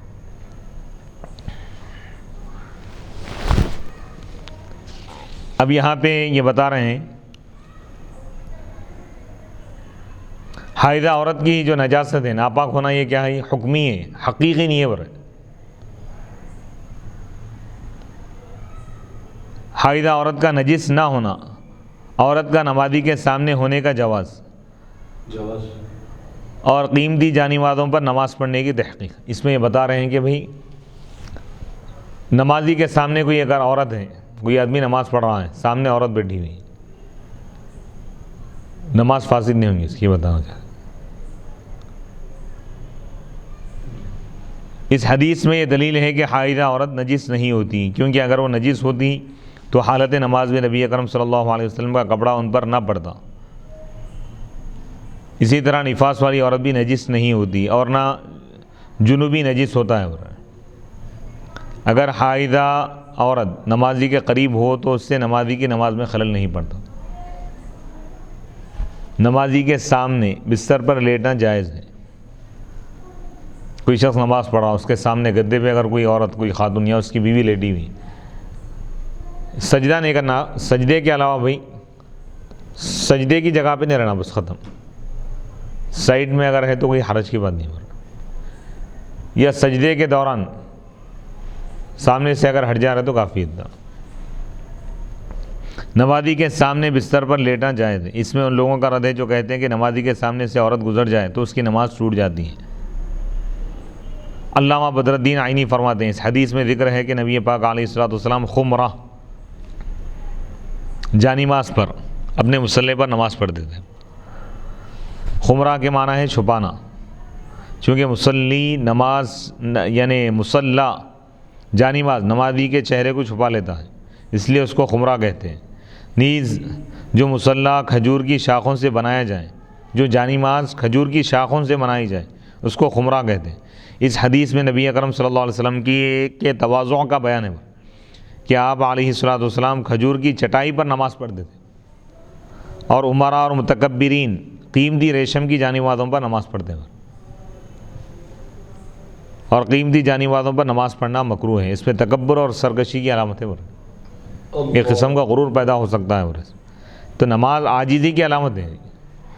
تو جانماز بھی ایسی ہونا جس سے عاجزی ٹپکے انسان کی۔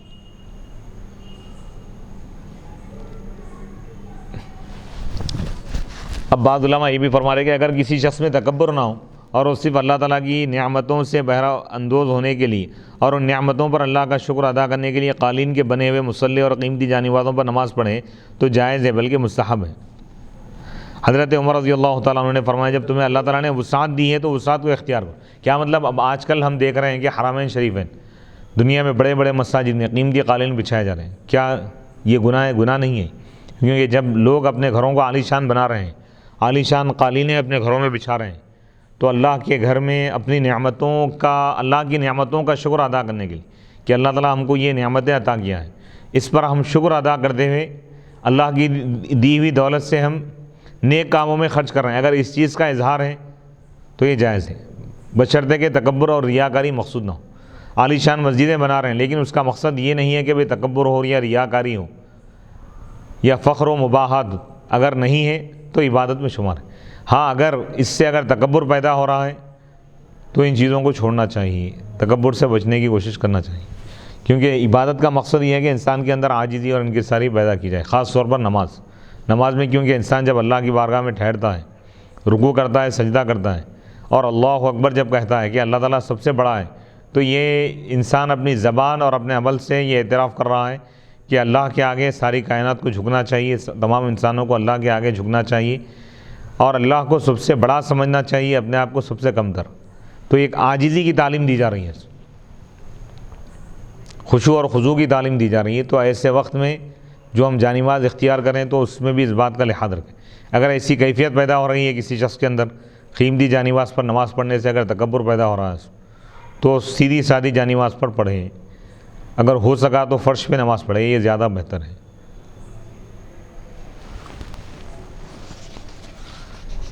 حضرت عبداللہ بن، کیونکہ انما الاعمال بالنیات، تمام عمل کا دار و مدار نیتوں پر۔ حضرت عبداللہ بن مسعود رضی اللہ تعالیٰ عنہ بیان کرتے ہیں کہ نبی پاک علیہ الصلوۃ والسلام نے فرمایا جس کے دل میں ذرے کے برابر، رائی کے دانے کے برابر بھی تکبر ہو وہ جنت میں داخل نہیں ہوگا۔ ایک شخص نے کہا آدمی یہ پسند کرتا ہے کہ اس کے کپڑے اچھے ہوں اور اس کے جوتے اچھے ہوں، آپ نے فرمایا اللہ جمیل ہے، اللہ تعالیٰ صاحب جمال ہے اور جمال کو اللہ تعالیٰ پسند فرماتا ہے۔ تکبر حق کا انکار کرنا ہے اور لوگوں کو حقیر جاننا ہے۔ تکبر کا مطلب یہ نہیں ہے کہ کوئی اچھے لباس پہن لیا تو تکبر آ گیا، یہ نہیں بولی۔ تکبر کی پہچان اور علامت یہ بتایا حضور کہ اگر کوئی حق بات بیان کیا آپ کے سامنے اور آپ اس کو قبول نہیں کر رہے ہیں تو یہ تکبر کی علامت ہے. اچھا لباس پہننا، اچھی گاڑی ہے، اچھے گھر میں رہ رہے ہیں، اچھا کھانا کھا رہے ہیں، تو یہ تکبر کی علامت نہیں ہے. اچھا فون استعمال کر رہے ہیں، لیکن اس کے ساتھ اگر آپ کے رویے میں تبدیلی آ گئی، متکبر کی علامت یہ ہے کہ بھئی دولت آنے کے بعد وہ اپنے رشتہ داروں کو حقیر سمجھ رہا ہے، اپنے دوستوں کو معمولی سمجھ رہا ہے، دولت کی وجہ سے غریبوں سے نہیں مل رہا کہ غریب سے اگر ہم ملیں گے تو ہماری شان میں کمی آ جائیں گی، غریبوں کو دعوت نہیں دینا، تو یہ تکبر کی علامت ہے. نہیں، اگر اس کے دل میں یہ چیز نہیں ہے اور وہ اللہ کی شان ظاہر کرنا چاہ رہا، اللہ تعالیٰ جو نعمتیں دیا ہے اس کا اظہار چاہ رہا، تو یہ عبادت میں شمار ہے. لیکن اس کے ساتھ اس کے رویے میں اگر فرق آ رہا کہ دولت کے آنے سے پہلے اس کی الگ کیفیت تھی، دولت کے آنے کے بعد اگر کیفیت بدل گئی، لوگوں کو سلام نہیں کر رہا، سلام کا جواب نہیں دینا، غریبوں کی محفلوں میں نہیں جانا، غریبوں کے ساتھ نہیں بیٹھ رہا، غریبوں کو دعوت نہیں دینا، غریب رشتہ داروں سے نہیں مل رہا، تو مطلب یہ ہے کہ اس کے دل میں تکبر ہے. کوئی اگر چھوٹی دعوت کرے، یعنی مختصر سے پکوان اگر کیے یا زیادہ یعنی پرتکلف نہیں ہے دعوت، تو اس میں نہیں جا رہا، تو یہ تکبر کی علامت. امیر دعوت دیے تو جا رہا ہے بھاگتے ہیں، تو یہ تکبر کی علامت. یعنی تکبر سے خالی ہونے کی علامت یہ ہے کہ امیر اور غریب اس کی نظر میں برابر، کمزور اور طاقتور دونوں برابر، مالدار اور غریب دونوں برابر، اور وہ مالداروں کو ترجیح نہ دے بلکہ غریبوں کو ترجیح دے، تو یہ تواضع کی علامت ہے.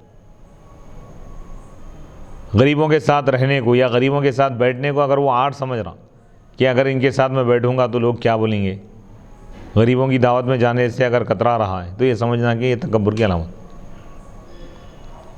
دولت کے آنے سے پہلے سلام کرتا تھا، دولت آ گئی اب سلام نہیں کر رہا، تو اس کا مطلب یہ ہے کہ تکبر آ گیا.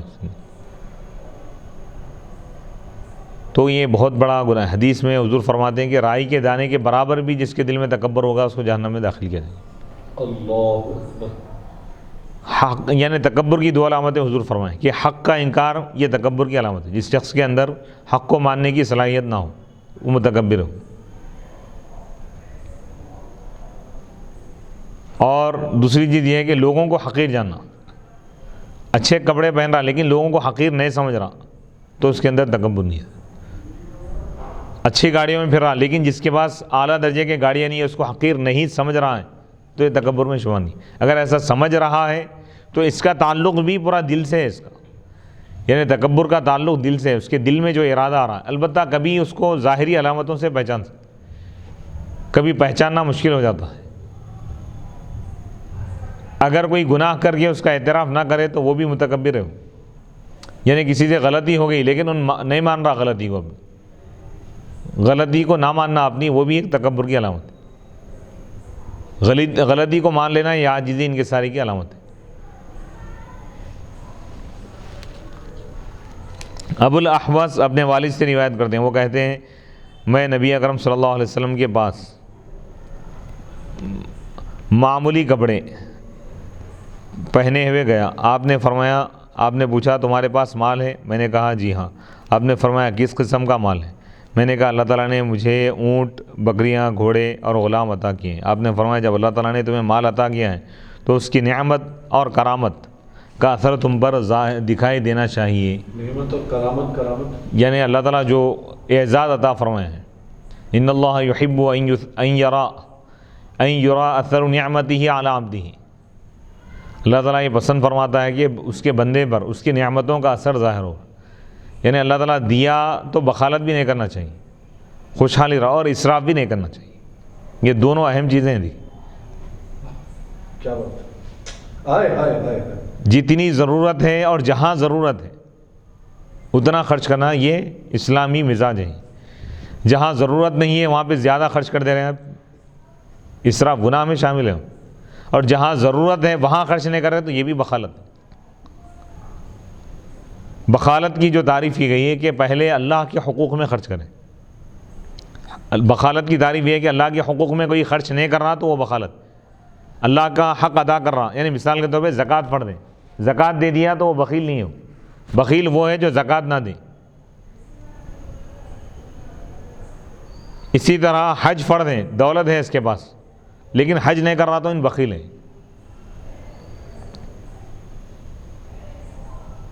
جیسا لوگ مزاج بنا لیے بھائی فلاں کو کھلائے تو یہ سخاوت ہے، ایسا نہیں ہے. یہ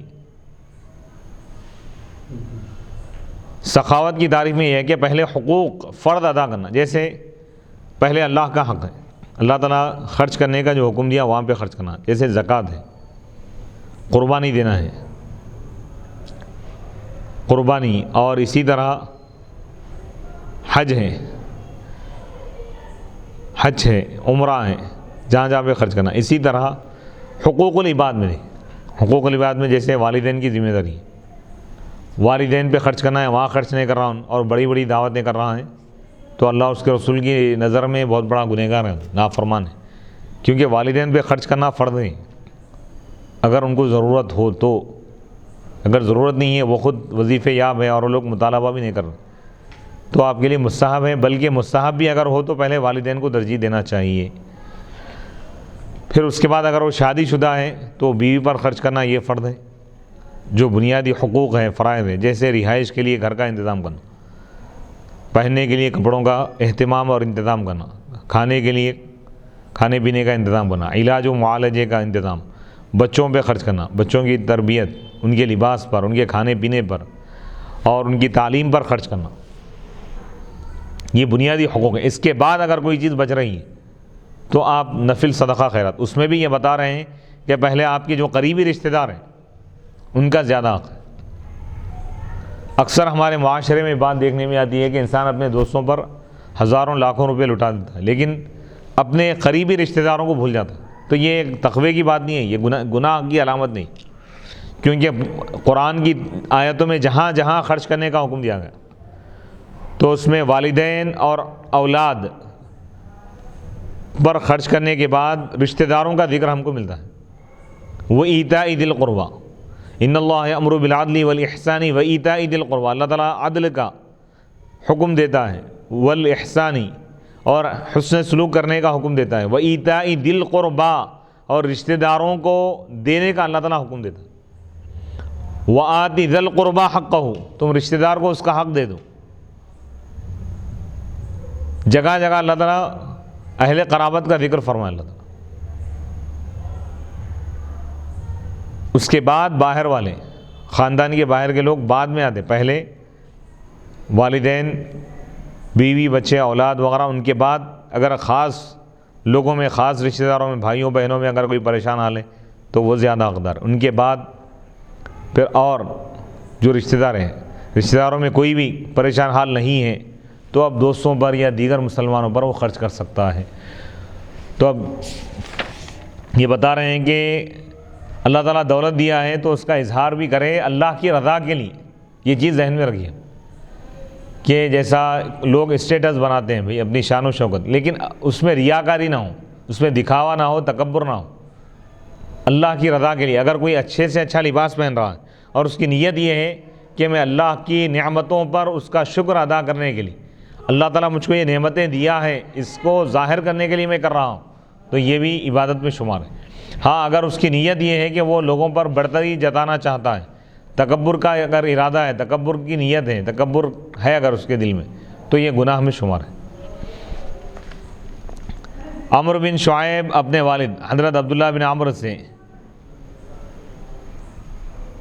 اور وہ عمرو بن عاص سے روایت کرتے ہیں کہ رسول اللہ صلی اللہ علیہ وسلم نے فرمایا، اللہ تعالیٰ اس سے محبت فرماتا ہے، اس بات کو پسند فرماتا ہے کہ اپنی نعمت کا اثر اپنے بندے پر دیکھیں. یعنی ان اللہ یحب ان یرا اثر نعمتہ علی عبدہ. اب یہاں پہ دیکھیے ایک اہم مسئلہ ہے، اکثر لوگ اس میں غلطی کا شکار ہو جاتے ہیں. اہم مسئلہ کیا ہے؟ معاشرے میں دو طبقات ہیں. انسانی معاشرے میں ویسے کئی طبقات ہیں لیکن ایک عمومی تقسیم مالی اعتبار سے اگر ہم دیکھیں تو دو قسم کے لوگ نظر آئیں گے، دو طبقات نظر آئیں گے، دو گروپ نظر آئیں گے، دو گروہ نظر آئیں گے، دو جماعتیں نظر آئیں گی، دو زمرے نظر آئیں گے. ایک ہے امراء کا طبقہ، اور ایک ہے غربا کا طبقہ، ایک ہے فقراء کا ہے، ایک اغنیاء کا ہے، ایک اہل ثروت کا ہے، ایک اہل غربت کا ہے، ایک اصحاب دولت کا ہے، ایک اصحاب غربت کا ہے۔ اب پوری دنیا میں انسانوں کی اگر ہم تقسیم کریں تو دو ہی طبقے میں نظر آئیں گے، دنیاوی اعتبار سے اگر ہم دیکھیں، دولت کے اعتبار سے یا دنیاوی حالات کے اعتبار سے۔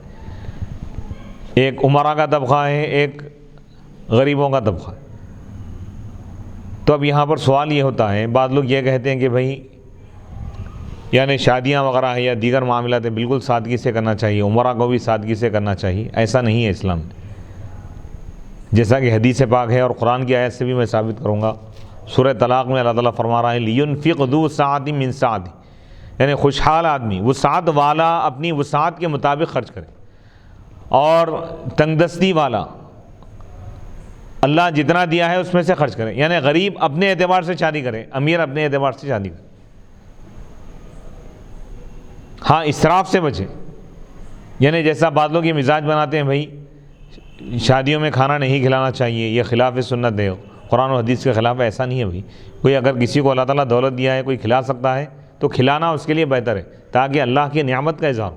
کوئی اگر غریب ہے نہیں کھلا سکتا تو وہ سادگی کے ساتھ کریں، یہ کوئی عیب کی بات نہیں، یعنی ایسا نہیں ہے کہ پورا معاشرہ ایک ہی نہج پہ چلے۔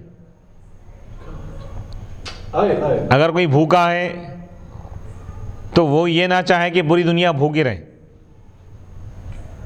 وہ یہ کوشش کرے کہ محنت کرے، جد و جہد کرے، وہ بھی خوشحال رہیں، دنیا کے دوسرے لوگ بھی خوشحال رہیں۔ تو اطعام طعام شریعت میں پسندیدہ عمل ہے، کھانا کھلانا، اور نعمت کا اظہار ہی اللہ کو پسند ہے۔ تو اگر اللہ تعالیٰ ہم کو دولت عطا کرے یا کسی کو بھی دولت عطا کرے تو دولت کا اظہار کرے اللہ کی رضا کے لیے، اللہ کی نعمتوں پر شکر کے ارادے سے اگر کرے گا تو وہ عبادت میں شمار ہے۔ لیکن اس میں اسراف نہ ہو، ریاکاری نہ ہو اور تکبر نہ ہو تو یہ عبادت میں شمار ہیں۔ لیکن اس میں زیادہ بہتر یہ ہے کہ اپنے رشتہ داروں کو زیادہ ترجیح دے، رشتہ داروں پر خرچ کریں۔ وصلی اللہ تعالی علی خیر خلقہ سیدنا محمد وعلی آلہ واصحابہ وبارک وسلم اجمعین والحمد للہ رب العالمین۔ یہاں پر کتاب الحیض مکمل ہو گیا۔ انشاءاللہ اگلی نشست میں تیمم کے بیان سے، کتاب التیمم سے ہم اگلی نشست کا آغاز کریں گے۔ باب نمبر 7 ہے اور حدیث نمبر 334 سے ہم آغاز کریں، 333 پر مکمل ہو گیا بیان۔ وصلی اللہ تعالی علی خیر خلقہ سیدنا محمد وآلہ واصحابہ اجمعین والحمد للہ رب العالمین۔